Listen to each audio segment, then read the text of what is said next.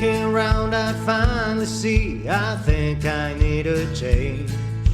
The rat race, I wanna flee, my world I'll rearrange. I'm getting back to the roots of how it's meant to be. Growing gardens, picking fruit, racing livestock, living free. It's a modern homestead. Build a modern homestead. Hello and welcome to the Modern Homesteading Podcast. My name is Harold Thornborough. I'm glad you're joining me today. And I also have a guest today, Rhonda Fowler. And you're the, what do we call you, a founder of the Indiana Homesteading Conference? Is that what you? Yeah, that sounds good. Yeah. And last year was the first year you did that event, and planning on being a way bigger event this year. So we want to hear all about that. And but I think before we jump into that, I'd love to hear about you and your journey into homesteading and kind of the things you're doing on your homestead, and then we can kind of talk about the conference in a little bit. Yeah, sounds good. Yeah, I actually grew up on a small family farm, and my parents they weren't big farmers, but they were into sustainable living. Even back then, it wasn't called that. My mother was from like the hills of Tennessee, and they grew up without indoor plumbing and things. She was born in 1926. Oh. And even being from down south, from a very small town, or not even in a town, in the country down there, they just lived a simpler life. And so she was always coming in at the tail end of the Great Depression. She was always thinking about living in a sustainable way, and not being in debt, and a lot of things like that. So we grew up with a very, very large garden that we provided a lot of the food for the family from that. And so I grew up picking green beans, working in the garden, canning. We canned hundreds and hundreds and hundreds of quarts of food every year to help support the family. Yeah. And my dad hunted, and so we butchered rabbits, and my mom was a Southern cook, and man, she could fry up some some chicken and some rabbit, and make some like good old fashioned white gravy to go with it. And so I did experience some helping with butchering chickens and that sort of thing when I was young. So just had a lot of different experiences that were maybe different than some of the people, even though at my age, I'm, my early 60s, there were more people then gardening and involved in growing their own food and such than there is now. Yeah, it was my experience just growing up in rural Indiana. We kind of just did that too. It was like everybody around you did it. It was just life, you didn't think about it being homesteading.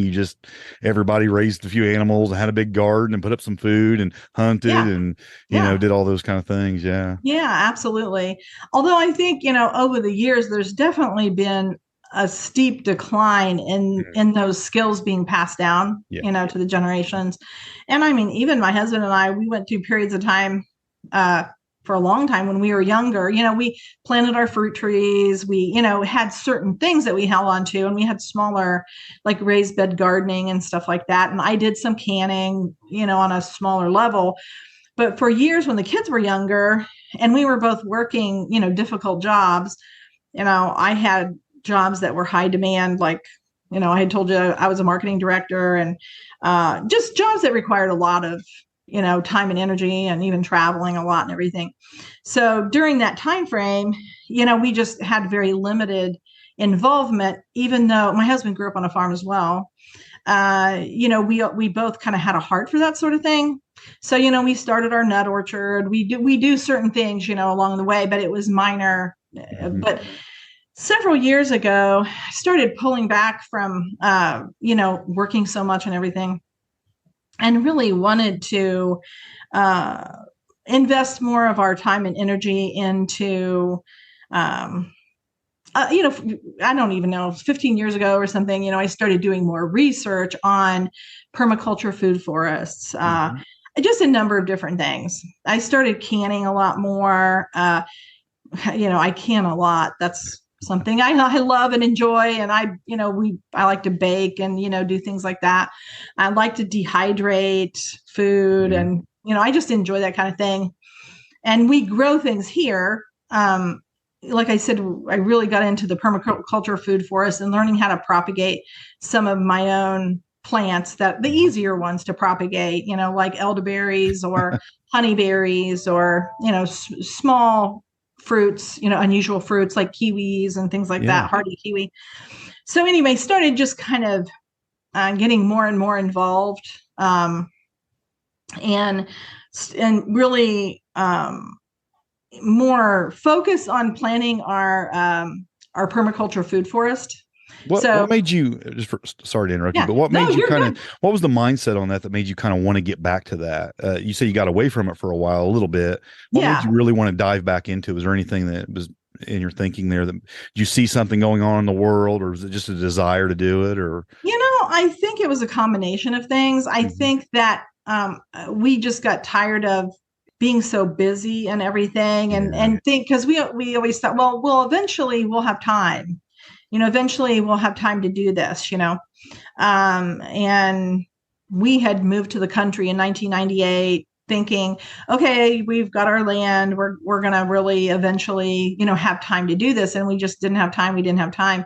So we thought, you know what, we're just going to start doing this more. But at the same time, we really did see things evolving in the world that were just so different from what maybe had been in the past, or, and so I wouldn't say that, we don't operate out of fear at all. It's not that. We love the lifestyle.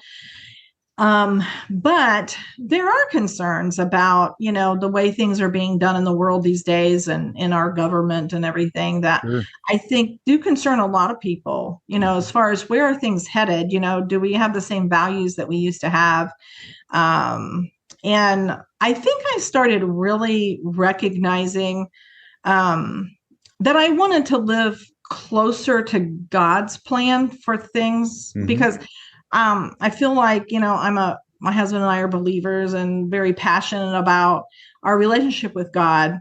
And I think that was a big factor right there, is just this drawing in our hearts for living more the way I think his ways, like following his ways. And because, from the beginning, God set seed time and harvest, and people had a connection to the land. They had a connection to seeing things grow, harvesting, putting food up for the winter time. And so I just felt like as a society, we were missing out on a lot of very important lessons that you learn from being a part of God's creation and how he made things to work. So many people are disconnected from the land and, planting a seed and seeing it grow. And so I just started feeling such a pull toward living, a more, what I would call a normal lifestyle. At the same time, I was seeing that the systems that have evolved over the years that humans have become so dependent on,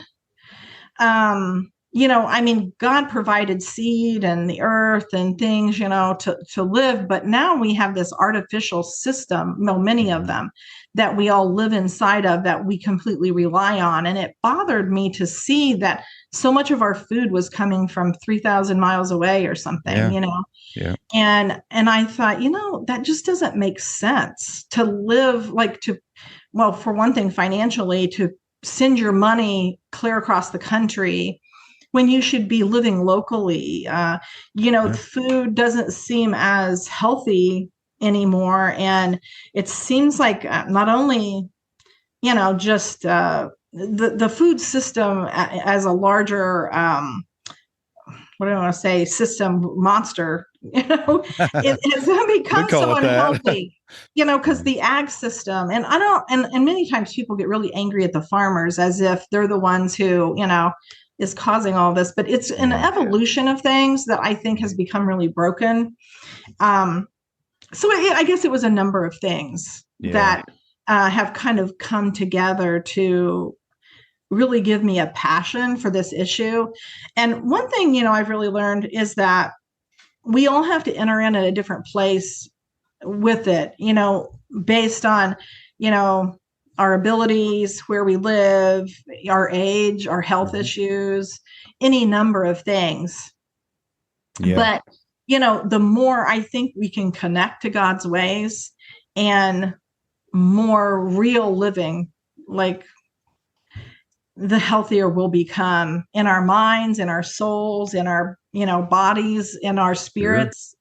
And so, that's my hope. And I just feel a sense of calling about these issues that I'm very passionate about it, So I guess that's a long answer, but no, and then, you're right. The natural design is a beautiful design.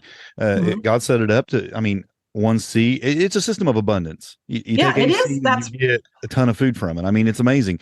And we've overcomplicated, I think, to such a degree that it's like, oh, you can't feed yourself. It's too hard, but it's been designed to just, put this in the ground and you get an abundance from it.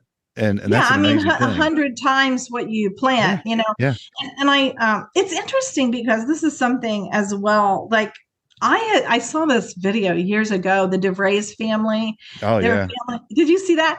It was one of the videos that really inspired me to start homesteading on a small lot because they were doing so much. Yeah.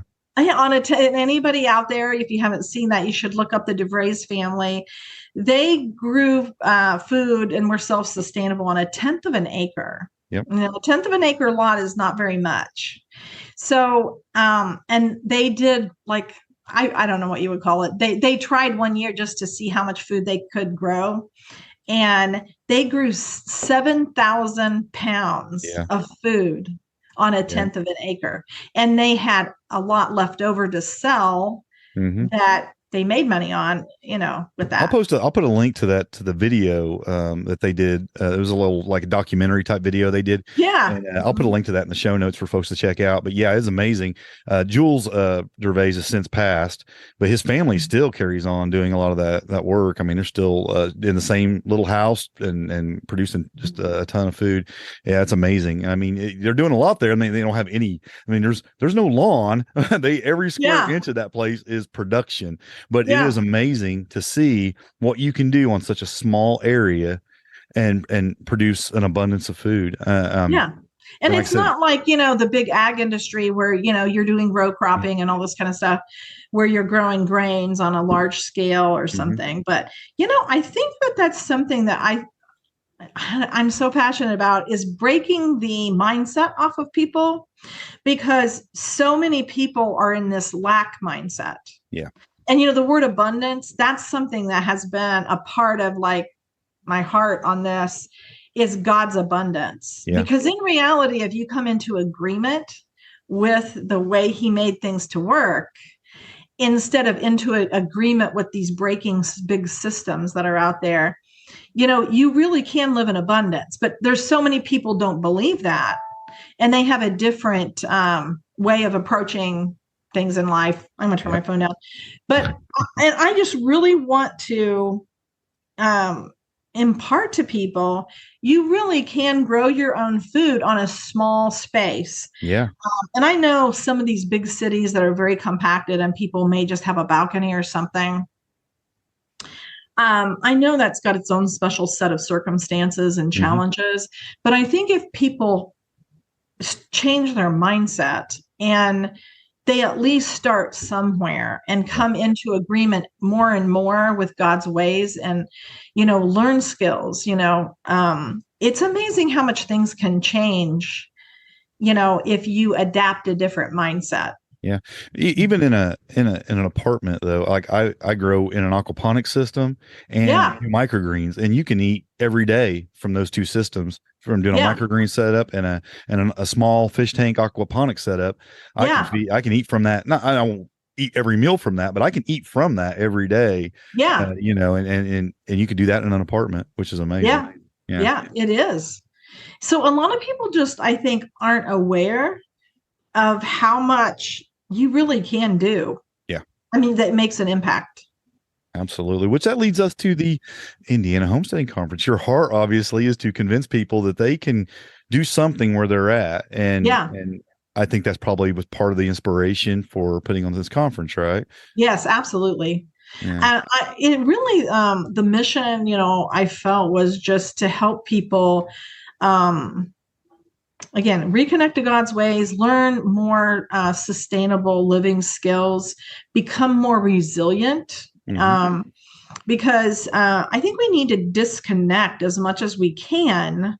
Nothing's perfect, right? But disconnect as much as we can from dependence on a lot of these systems that, now it's becoming clearer and clearer that they're breaking down. Yeah. But I think, oftentimes I say people just go along their days thinking, there's always going to be a Starbucks on every corner and, a Pizza Hut down the street or something that I can, eat off of. And not that maybe, who knows, maybe they always will be there. But it just seems odd if you really take a step back and look at it to depend on your food coming from thousands of miles away. I actually saw a statistic one time. I don't remember the details on it, but it was a huge percentage of food comes from California and Florida. Oh, yeah. I mean, even stuff you wouldn't think would come from there. So it has to be picked way early of when it's actually the most nutritious and the ripeness is correct and everything, because we live, we eat from food that's coming so far away, and some of our food comes from China, for goodness sake. And the transportation costs in that, and not just the financial cost, but even the cost to the environment on trucking all this stuff and doing all things. Absolutely. I mean, it's just a huge impact on the whole system overall. And so much of that can be eliminated by growing food in your backyard. Absolutely. Become more, again, live more locally, let your money stay locally, let your food come as much as possible. Sometimes you just have to work away at what you're able to do. Yeah. But really everybody can grow some of their food. Yeah, absolutely. If you change your mindset a little bit and, maybe put a priority maybe in different places than, what you have historically. So that's my, passion, is that people would wake up and break free of a lot of these things that they just take for granted, that they assume they have to live that way. There really are different ways you can live. Yeah, absolutely. Well, you started this conference and you brought in some speakers, and is that your goal, to bring people in that can tell people how they can do it, to show them how, convince them how, maybe even encourage them to do it? Yes. You brought in some great speakers. I knew a few of them you had last year, but this year you have a pretty good lineup. I know Joel Salatin's going to be there this year. Yeah, absolutely. And we have Sean and Beth Doherty, Pork Rind, and they all have spoken at some of the national homesteading conferences and are, nationally known for, speaking, and they've written some books and things. So they'd be a great fit. We also have Hunter Smith, who was on the Colts team. I'm not a sports person, but anyway, I mean, some people may know him, that he is now farming and into what's the word? Regenerative kind of approaches to growing food and things. So that's going to be really cool too. I didn't know that about him, but watched him play ball quite a bit. And then we also have the founder of Azure Standard. They grow organic and in a healthier ag approach to growing grains and a number of different things. They have a lot of resources and products. So he's going to be there. We have so many speakers. It's a 2-day event, October 21st and 22nd. It's Saturday and a Sunday. Yeah. And so we have a full lineup of speakers, several breakout sessions that are going to be taking place both days. It looks like we're probably going to be having most session slots. We'll be having probably 4 breakout sessions to choose from. Yeah. And we're going to have them identified as either beginner, intermediate, or experienced. Okay. So people, can maybe more easily choose, which ones to take part in. Of course, some of those things, it's hard to place whether it's beginner, intermediate, or experienced. But well, yeah, because you could be a really experienced homesteader in one area, but just be beginning in another area. I mean, it's right.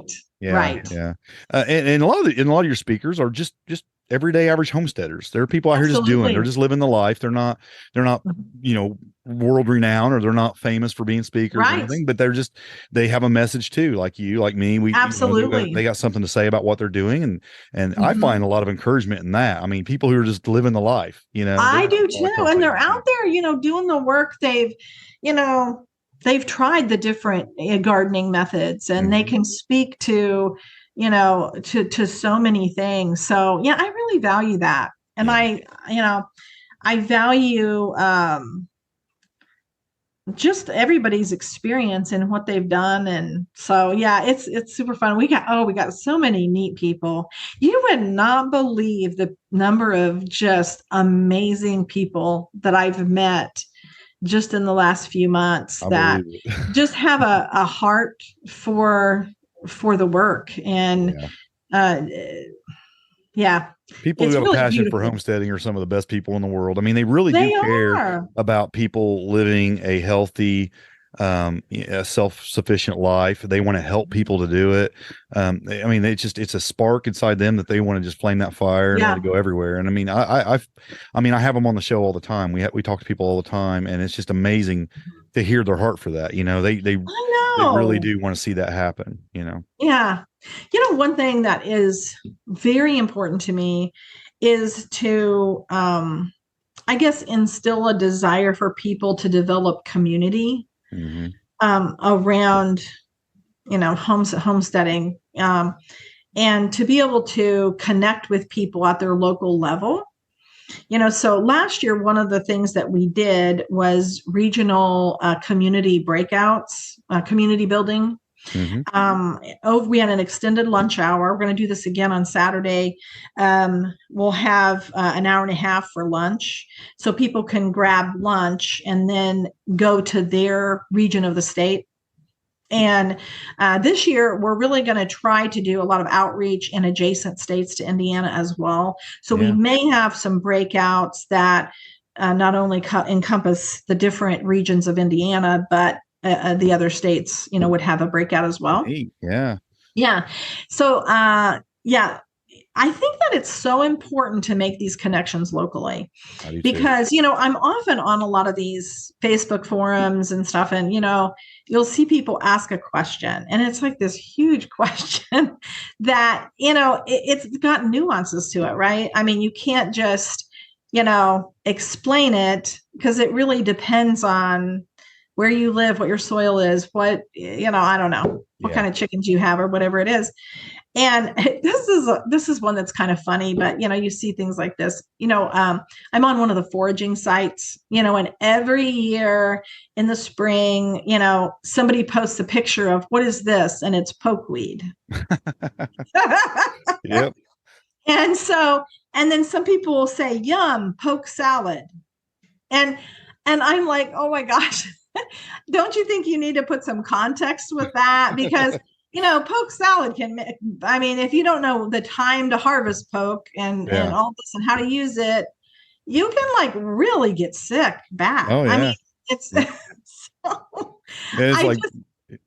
people talk about eating stinging nettle and things like that. It's like, you want to know how to do those things, though. You just don't want to take a bite out of it. I mean, there's just things you want to know about it. Yeah. But, that's why if you kind of start developing connections locally, people can speak into those things. Yeah. And one thing that was super cool last year in the breakouts that we did, they didn't have somebody to do my particular area. So I led the breakout session.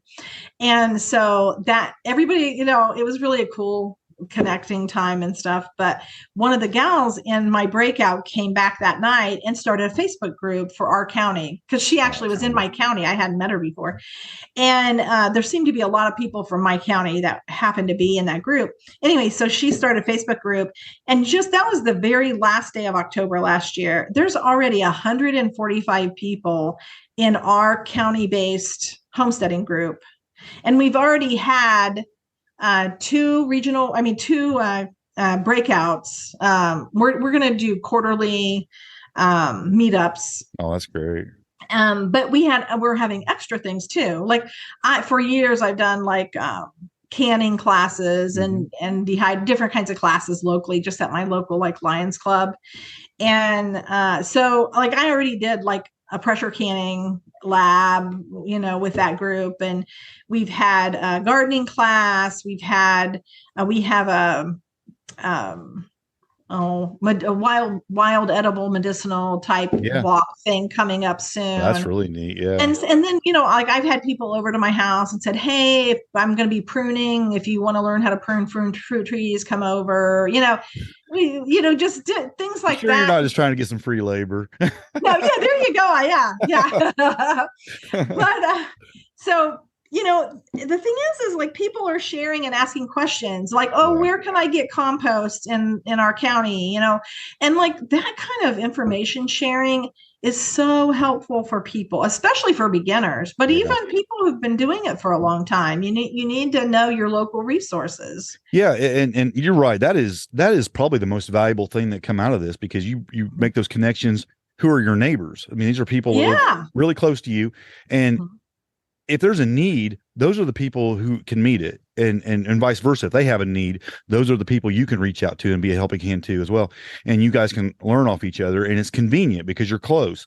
Yeah. And I think that's probably one of the best things that could come out of something like this, for sure. Absolutely. Yeah. I mean, you find somebody that has a resource for rabbit manure or, all kinds of things that you really could use, but it's not convenient because, you might see something online and you have to travel 2 counties to go get it. But once you actually start to know how many people are involved in this movement, it's a lot of people. Yeah. I don't think there are people all around. I at the conference, I met somebody that lives 2 miles down the road from me. I never knew him before. That's amazing. I hadn't met him before, ever done that. And they're living this lifestyle, and it's really neat. I just love it. Yeah, that's awesome. Yeah. Well, can you kind of give me the layout of the conference? So it starts off on a Friday. Say it's Friday and Saturday, right? Saturday. Mm-hmm. Oh, starts off on Saturday. Sunday. Saturday and Sunday. That's right. Mm-hmm. Okay. So it just opens up to speakers, and then there's breakout sessions. And I thought I seen something about like a hog roast or something. I mean, there's some other things going on as well, right? There is a hog roast. Okay. So, it's a 2-day event check-in will start at 7:30 a.m. And the vendor hall, sponsor hall, and everything will be open at 7:30 in the morning because, it'll probably take a while for everybody to check in. Sure. It'll be located at the Marion County Fairgrounds. Sometimes people get confused and they're asking about the state fairgrounds, but the fairgrounds, Marion County, is outside the I-465 loop on the east side of Indianapolis. Yeah. So check-in will be taking place starting at 7:30, like I said, and the campus is like 120 something acres, and it's all fenced and gated. And the overnight the gates will be locked. We have 70 RV hookups for RVs. So if people want to rent spaces, that's going to be done through the Marion County Fairgrounds. Okay. They're going to handle that themselves. They're the ones running the spots. But we're also going to have tent camping. Primitive tent camping will be available as well. No hookups or anything like that. Right. But and then there are bathrooms, of course, on site and stuff. But I don't know. They said that their showers aren't working quite right, so I'm not sure if that's going to be fixed in time. We'll see about that. But most people probably just drive in for the event anyway. I mean, it's right. I know an Indiana-based conference. Most people probably just. Although we reaching out to adjacent states. Yeah, so that's we'll true. see That's this year true. what that looks like, because there are a lot of people who are looking for a large event like this with a lot of educational opportunities. So we'll see what happens. I know the Homesteaders of America, of course, it sells out so fast that, if anybody don't get in on that really fast, you miss out on it. And they have people coming from all over the country. But then things like this are just as valuable, in my opinion, and more valuable, actually, because they're your neighbors, Right, right. And so I even think it's more valuable. But yeah. I think it will have regional pull. We'll see. But anyway, okay. So Saturday evening, the conference, after the educational sessions, we will have a hog roast. We're calling it the hog roast and hootenanny.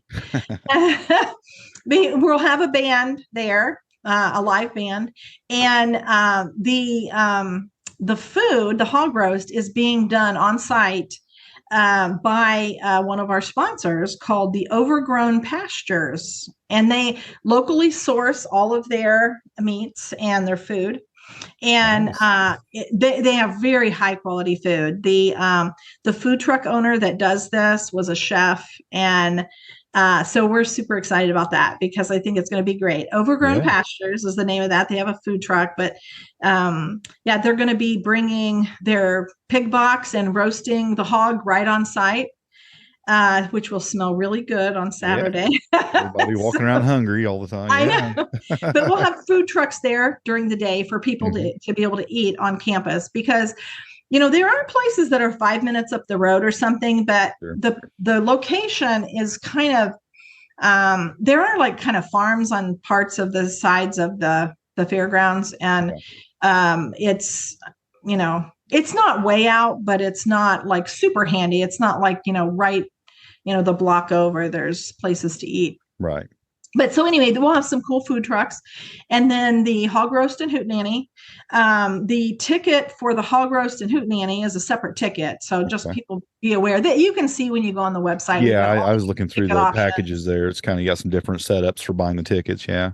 Yeah. So, and then Sunday, it'll be another full day, and none of the sessions are going to be repeated. We'll have some speakers speaking more than once, but none of the sessions themselves will be the same session. So we may have a session 1, session 2, like a beginner and then intermediate, of a certain topic. But we also are going to be offering some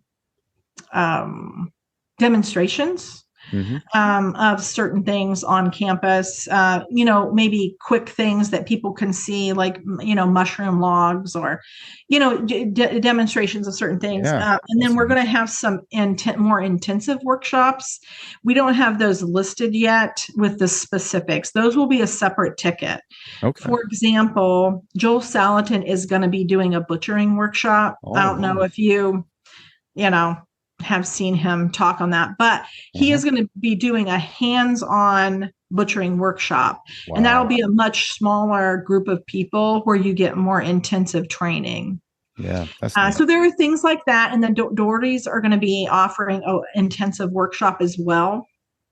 We actually, I'm pretty sure the one we're going to do is a beginner's homesteader intensive training, where it's going to last for 2 or 3 hours. We haven't nailed the details down yet, but it'll be a smaller group of people where there's a lot of intensive questions, and you come out of there with a plan. And so anyway, a lot of cool things going on there. Yeah, that's exciting. Yeah, I love it.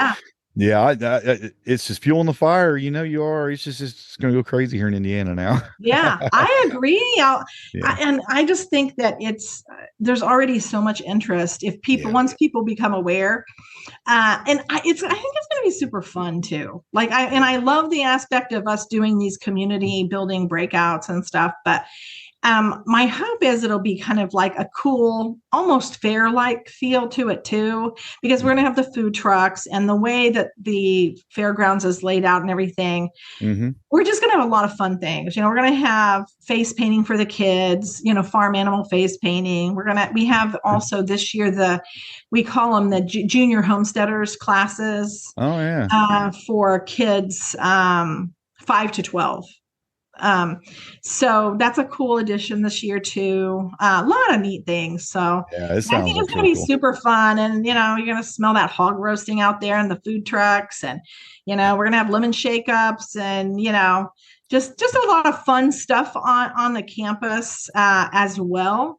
And my hope is to try to find somebody that will do some like small demonstrations. Like I kind of thought, people who've never seen a wood splitter work, like just like a 10-minute little, thing on the campus that shows you what a wood splitter is. And, we have lots of different ideas on that as well. Like fun little demonstrations, like how to set up poultry netting or, stuff like that. Like nobody's, if you just haven't seen what that looks like or what those resources are that people actually use. If you're a beginning homesteader and you haven't been aware of what rotational grazing is and how to use poultry netting, even like brief little things, to show people this is what poultry netting is and this is how you put the gate in. Maybe somebody will bring a chicken tractor or something and just show people what a chicken tractor is and how it works. Yeah, absolutely. Yeah, something like that. Yeah. Yeah, we're wanting to do that. And we do have one of our sponsors is Porticoop, and they do have chicken tractors. Yeah. So, So anyway, we're working away. I'll tell you what, man. I am up until like 1 or 2 o'clock in the morning. I mean, it's not uncommon, like me just working on all kinds of things. So it's this is only the second year this has been going on. You guys have just really upped the game on it. I mean, I heard about it last year because I was, kind of behind on it. I mean, it was the first year you did it. And it was, I mean, people just talked about how great it was. And it sounds like this year you're just knocking it out of the park and it's just way bigger and better. Oh, thanks. I hope so. I mean, I really do think so. I mean, because I just think there's so many fun things this year that are added on to last year. And I don't remember if this is like when we were before the show started, we were talking or if we talked about it here, but last year the tickets were gone within 2 weeks of, the time to be open. So, and last year it was free, it was our first year and there was a number of reasons for that, but this year tickets are, paid. I think we're just really bringing so many resources to people. Yeah. I'm super excited. I think it's going to be just not only informative, but just really fun. And I hope a lot of people will get involved, not only because of the educational opportunities, but because of the community. Again, like having people there to meet who lives in your region of the state, and making those connections to let people know too, like, we still want to have vendors. We had one building that was 90 by 145 that with all the sponsors and everything has filled up. And so we were starting to offer outdoor spots for people who have their own tents and stuff like that. But we just made another building available this morning to offer more vendor spaces inside.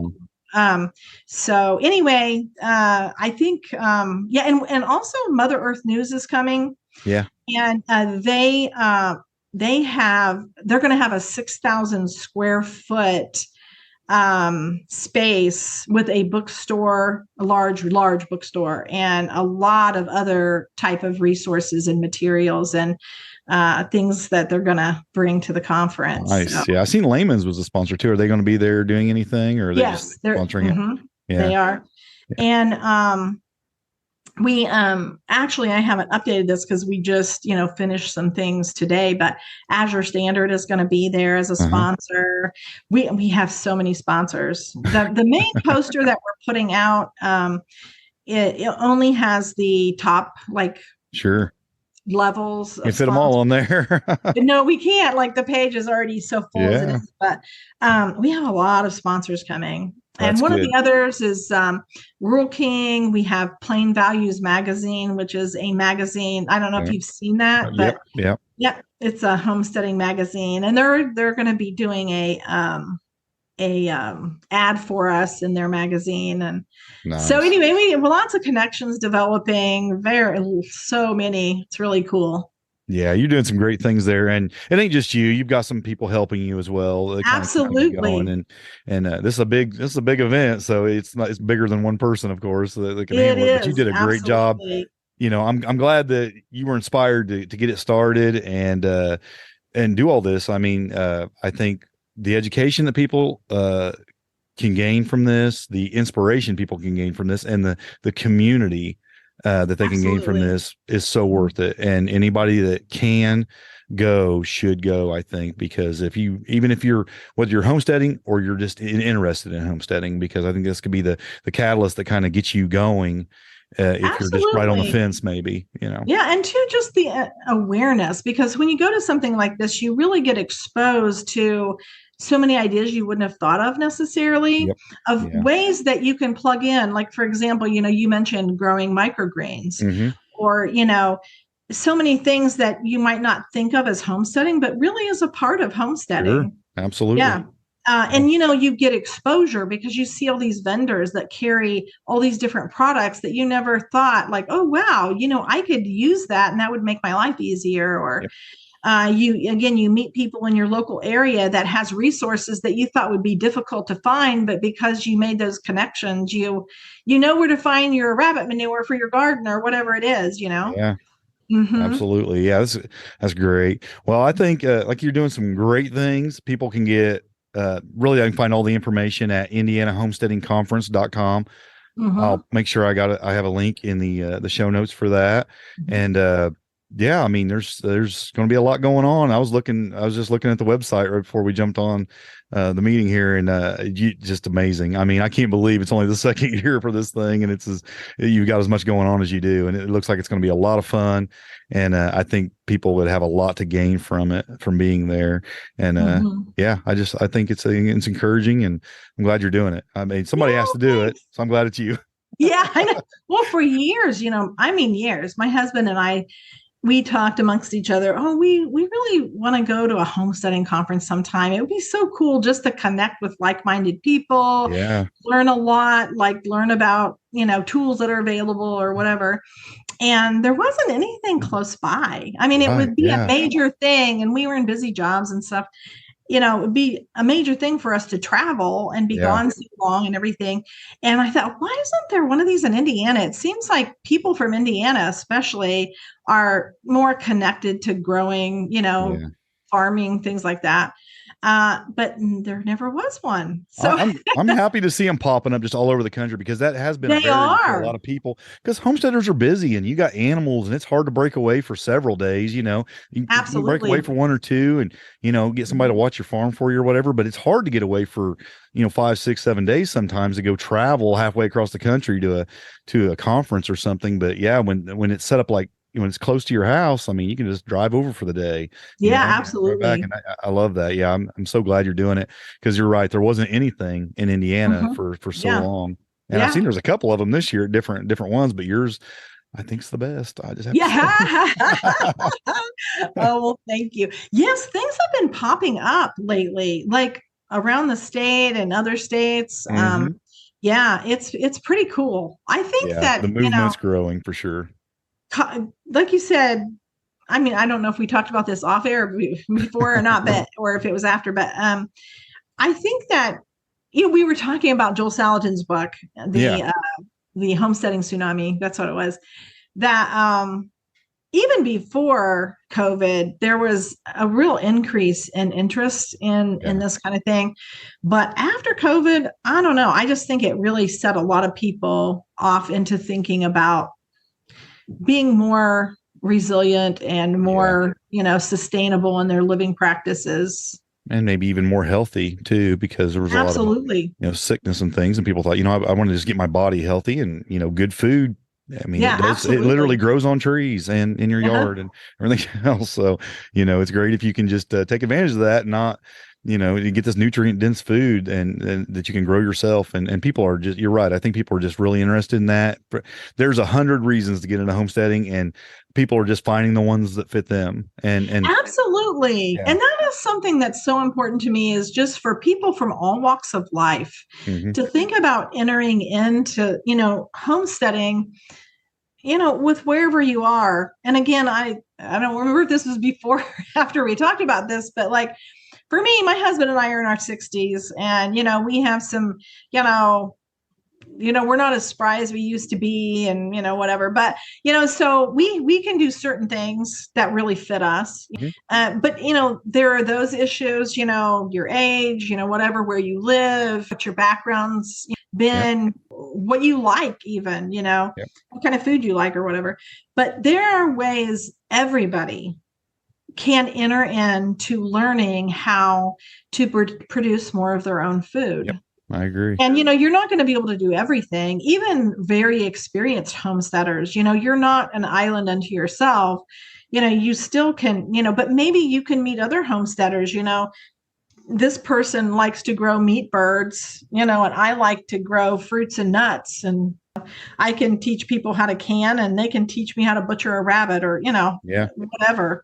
And then you can even form relationships for bartering and do it that way. Absolutely. Even that can be an added bonus to that community, sense of community. So yeah, for sure. Well, like I said, I think you're going to accomplish everything you're trying to accomplish, because it sounds like it's exactly what it's going to do. It's educate and inspire, motivate, and even build community. And I think that right there is the thing that's going to, I think it's just going to be good for the homesteading community overall, because we need these connections, and we need to restore these forgotten skills. Like you said, a lot of us grew up that way, but then we all got away from it. And then we didn't teach our kids maybe, some of these things. And now it's like, what, because we stepped away. I mean, I did that, I grew up doing it, then I stepped away from it. And then I raised kids who didn't do it. Yeah. And now those kids are like, how do we do that? And you're trying to teach them. And some of them are wanting to figure out how to do it now. And they're in their 20s and 30s, and they're wanting to do this. Yeah. Yeah. There was just, I think we're going to see a major shift. I really do, for lots of different reasons. But I think people are hungry for it. Yeah. Yeah. And I'm excited for that too, because I think that, like you said earlier, there's been this mindset of lack when it really should be a mindset of abundance, because absolutely there's so much you can do with a little bit of land, and truly be an abundant thing. To grow your own food. And we need to think like that. I hear that talk all the time. It's like, oh, we got to have these, thousands of acre fields because we got to feed this planet. Yeah. And the truth is that if everybody had an acre or two, they could feed their family by themselves. I mean, they wouldn't need access to that. And honestly, again, like we talked about the DeVries family, like they raised all their own food on 1/10 of an acre. And granted, they were vegetarians and they were in California, so they could grow year round. But still, there's a lot you can do.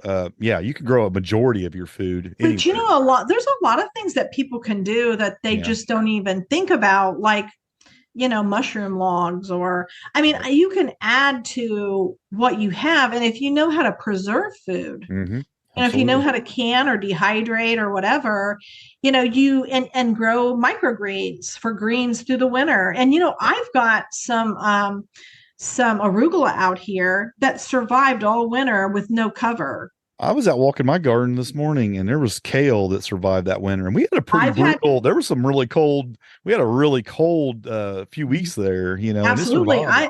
I've had kale live through the winter several times. Yeah, I was got surprised for this winter because it was so cold there a couple times that I was surprised that it lived, but it did. It popped right back up. So, and there's a lot of information out there on growing undercover. Oh shoot, what is his name? Oh, I can't think of it right now.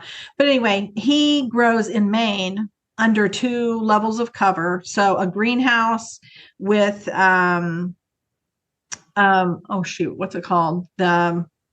Basically a mini greenhouse. I like the row cover. Cold frames. Or row covers, yeah. But under each you talking about Elliot Coleman or? Yes, Elliot Coleman. But each level of cover basically moves your growing zone 500 miles to the south. So he grows greens all winter long. Yeah. There's a way, you need to learn to do it. There's a skill level to it. But, if you can imagine 2 levels of cover takes you 1,000 miles to the south. that really expands your growing season a little bit there. Yeah. Yeah. I've heard it's like a zone per cover or something, that, you can definitely, yeah. I mean, I put a greenhouse in my backyard and it changed the way I was doing a lot of things, and then I put aquaponics in the greenhouse, which was even better. I was able to grow things that I couldn't grow any other way. And it makes it really great for like propagating like cuttings and things like that. It's really good for that. I just pulled about 40 elderberry cuttings out of there and planted in them today. Yeah, neat. Yeah, so that's what I've been doing. Yeah, elderberry is so easy to grow, man. It's a weed. Yeah.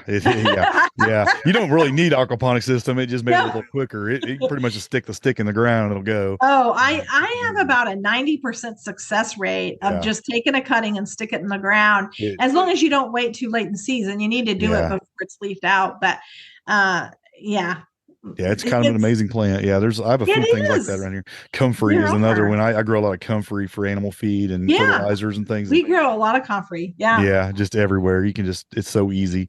But yeah, these are the things that people need to know, though. I mean, because it is easy to produce a lot of food with certain things, for sure. It is. And, you can dehydrate a lot of things, that will last you through the winter. I mean, absolutely. I don't know. That's a whole big thing that I just get excited about. We could go from topic to topic to topic on this podcast, but there is. But that's why people should go to the conference, because they're going to hear all this, and you can just learn. You can pick the things you want to learn and go to a session on it and learn a little bit more about it and be inspired to get after it. And so I'm just going to encourage folks to check out the website, get their tickets as soon as possible. Absolutely. We don't know who knows what the max limit will be and when it'll hit it. Yes, that's right. You're expanding buildings and things, but at some point it's going to be a cutoff.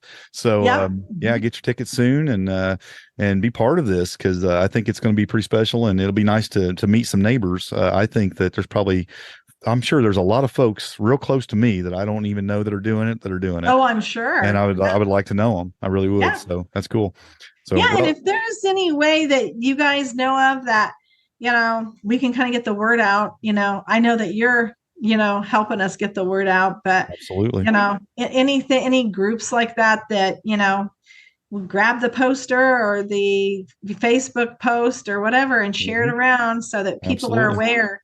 Yeah. Because a lot of people may not even just hear about it. So let them know. Well, like last year, I didn't even know what was going on. I know. You guys were a little quieter about it last year, though. This is the first year. Yeah. Well, unless you have anything else to add, I'll let you get on with your busy day. It sounds like I don't want you up to 1 or 2 in the morning working on your conference stuff. So you need to. I probably will be anyway, but it's hard when you're that excited about it, and it's coming up. And October seems like a long ways away, but it'll be here. Yeah, but there's a lot of projects to get done between now and then, because we really want to make it a special event that is not just an educational event. That's important, but we want it to be a cool experience. It's fun. Yeah. People have fun and can't wait for the next one. That's what makes it special. Yeah. You can watch YouTube and learn things, but there's something about being there and mingling with the people and having an experience, and that's what makes it worth it. Yeah, absolutely. So, and you can ask a real person a question, and that's always nice too. It is. Well, Rhonda, I appreciate you coming on, and I look forward to helping you get the word out about this. And I look forward to the conference. I think it's going to be really good. Yeah. Well, thanks, Harold. I really appreciate it. It's been fun to talk to you and get to know you. Looking around, I finally see I think I need a change. The rat race, I wanna flee, my world I'll rearrange. I'm getting back to the roots of how it's meant to be. Growing gardens, picking fruit, racing livestock, living free. It's a modern homestead. Build a modern homestead. A lot of folks don't understand why I wanna live this way. They've never eaten from their land like we do here every day. Snapping beans like Grandma did, sitting on her front porch. Hunting and fishing like a kid once you've done all of your chores.